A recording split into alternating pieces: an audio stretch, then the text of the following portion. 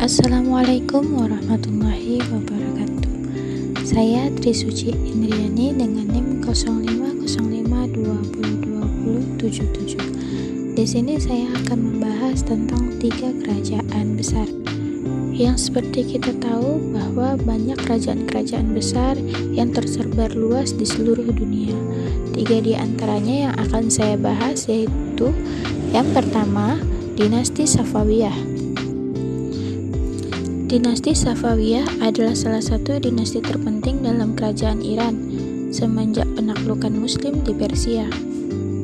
Dinasti Safawiyah bermula dari gerakan Sufi di kawasan Azerbaijan yang disebut Safawiyah. Pendiri gerakan Sufi ini ialah Syekh Safi al-Din. Dinasti Safawiyah berkuasa dari tahun 1501 Masehi sampai 1722 Masehi. Mengalami restorasi singkat dari tahun 1729 Masehi hingga 1736 Masehi. Pada puncak kejayaannya, wilayah Safawiyah meliputi Iran, Azerbaijan, Armenia, sebagian besar Irak, Georgia, Afghanistan, Kaukasus, dan sebagian Pakistan, Turkmenistan, dan Turki. Adapun pendiri sekaligus raja pertama kerajaan Safawi yaitu Syekh Ismail I, Syekh Tahmas, Syekh Ismail II, Syekh Abbas I, dan Syekh Sulaiman. Kelebihan kerajaan Safawiyah yaitu kerajaan ini mengalami kemajuan di bidang politik, ekonomi, dan seni arsitektur, di mana kerajaan ini berhasil merebut kembali daerah-daerah yang pernah direbut oleh kerajaan Turki Utsmani. Dan yang terakhir, sedikit saya tambahkan, kerajaan ini berasal dari gerakan tarekat yang diberi nama Tarekat Safawiyah. Tujuan tarekat ini sendiri yaitu untuk memerangi orang-orang ingkar dan memerangi orang-orang ahli bid'ah. Selanjutnya akan saya bahas tentang kerajaan Utsmani. Dinasti Turki Utsmani merupakan kerajaan Islam terbesar yang berkuasa pada abad ke-13 sampai dengan abad ke-20. Kekhalifahan yang biasa disebut juga dengan Ottoman ini didirikan oleh Osman I atau Utsman I pada tahun 1299 Masehi dan beribu kota di Anatolia.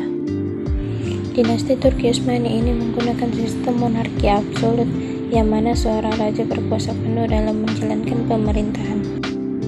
Dinasti Turki Utsmani mencapai puncak kejayaannya di masa kepemimpinan Sultan Muhammad Al-Fatih atau yang dikenal dengan Mehmed II.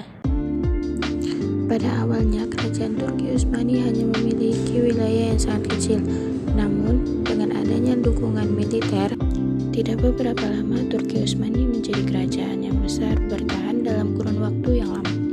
Adapun kemajuan tersebut disebabkan oleh beberapa faktor utama, yakni 1. Bidang keagamaan yang kuat, yang kedua pengelolaan pemerintahan yang baik, ketiga keadaan perekonomian yang baik, keempat penguasaan ilmu, pengetahuan, dan budaya, dan yang terakhir militer yang kuat dan gencar melakukan ekspansi. Setelah Sultan Sulaiman Al-Qunani wafat pada tahun 1566 Masehi, kerajaan Turki Utsmani mengalami kemunduran pada abad ke-19 Masehi. Adapun faktor penyebabnya adalah yang pertama, wilayah kekuasaan yang sangat luas, yang kedua, heterogenitas penduduk, yang ketiga, kelemahan para penguasa, keempat, budaya pungli, kelima, pemberontakan tentara Janisari, yang keenam, terjadinya stagnasi dalam lapangan ilmu dan teknologi, ketujuh, merosotnya ekonomi. Yang terakhir adalah kerajaan Mughal. Kesultanan Mughal adalah kerajaan Islam yang pernah berkuasa di India pada abad ke-16 hingga abad ke-19. Kesultanan Mughal atau kerajaan Mughal di India didirikan oleh Jainuddin Babur, cucu Timurlek yang berasal dari keturunan Genghis Khan dari Mongol. Sementara khalifah yang membawa daulah Mughal ke puncak kejayaan adalah Jalaluddin Akbar yang memerintah antara tahun 1556 sampai dengan 1605 Masehi. Di bawah kendali Akbar, kesultanan ini tidak hanya maju di bidang politik dan militer, tetapi juga di bidang ekonomi, pendidikan, arsitektur, seni dan budaya, serta keagamaan.